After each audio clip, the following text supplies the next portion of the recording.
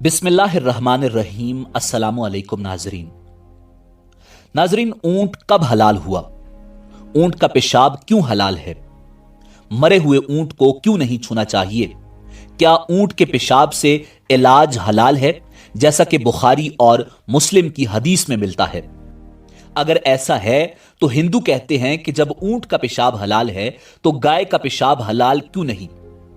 रसूल कायनात इमामुल अंबिया जनाब मुहम्मदुर रसूलुल्लाह सल्लल्लाहु अलैहि वसल्लम ने कब, क्यों और किसको ऊंट का पेशाब पीने का हुक्म दिया था?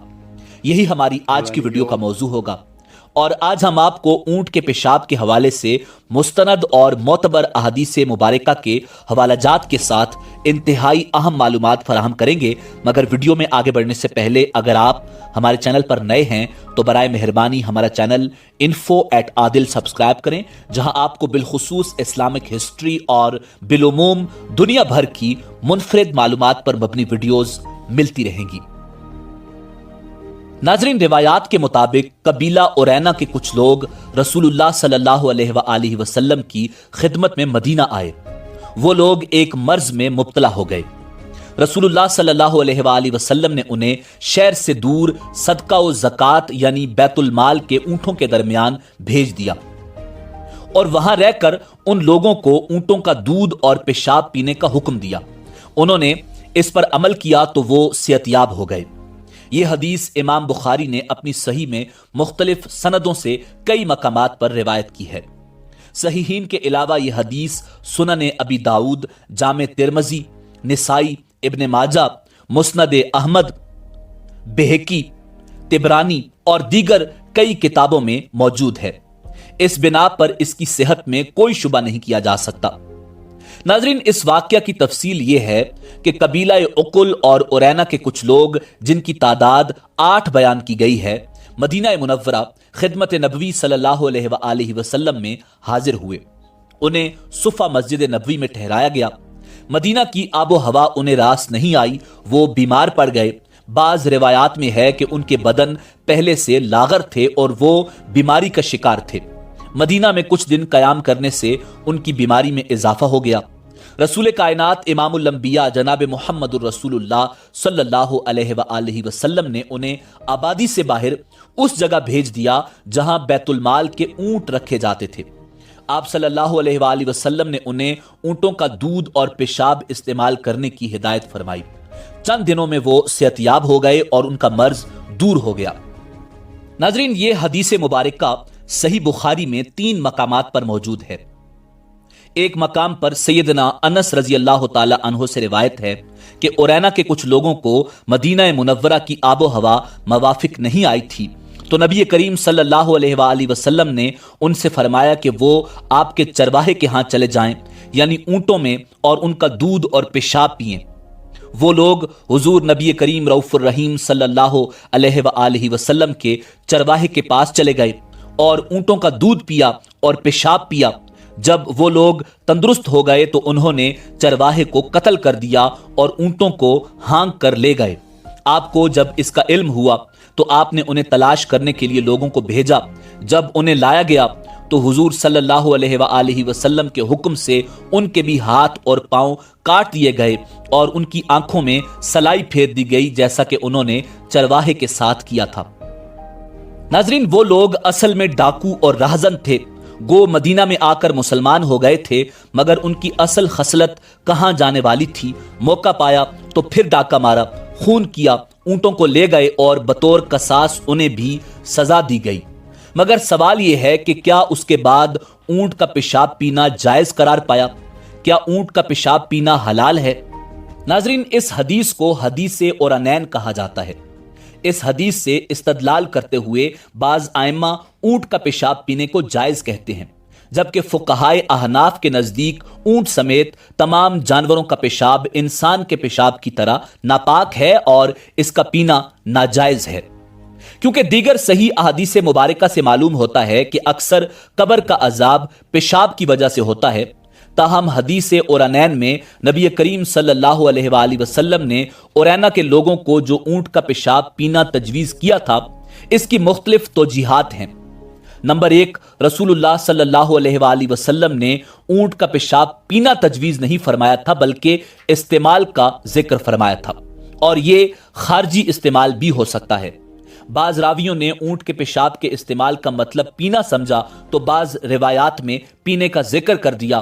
اس قبیلے کے لوگوں نے بھی سمجھا کہ پینا مراد ہے اور انہوں نے اونٹ کا پیشاب پیا بھی۔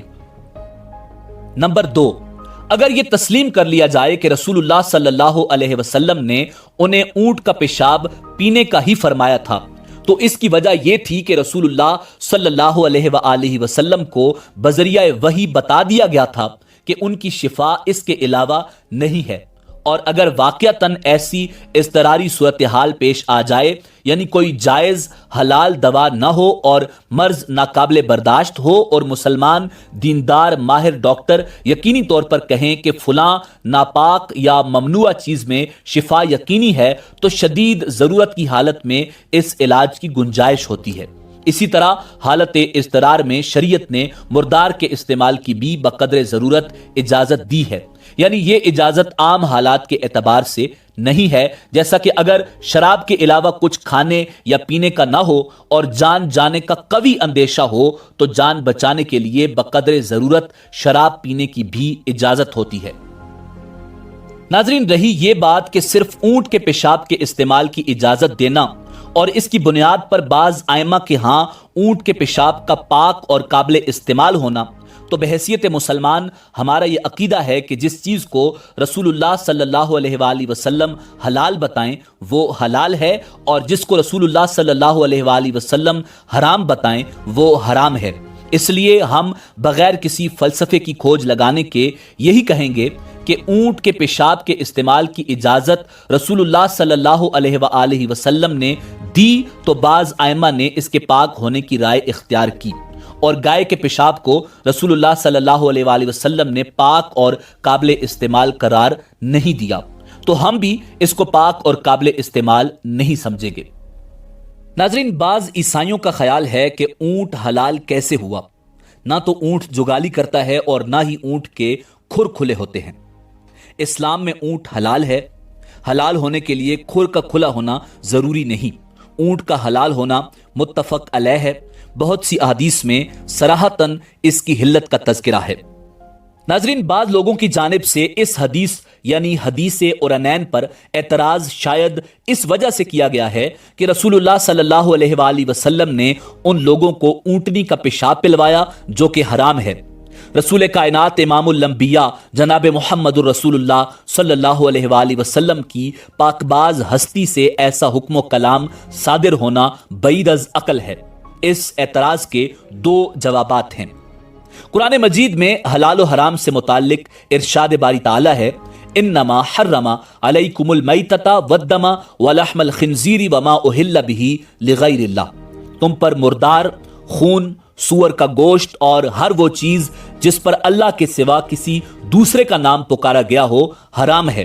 اور اس کے ساتھ ہی ارشاد باری تعالی ہے، فمن اضطر غیر باغ ولا عاد فلا اثم علیہ، جو شخص مجبور ہو، بھوک کی شدت سے موت کا خوف ہو جائے تو اس پر ان کے کھانے میں کوئی گناہ نہیں، بس وہ حد سے بڑھنے والا اور زیادتی کرنے والا نہ ہو۔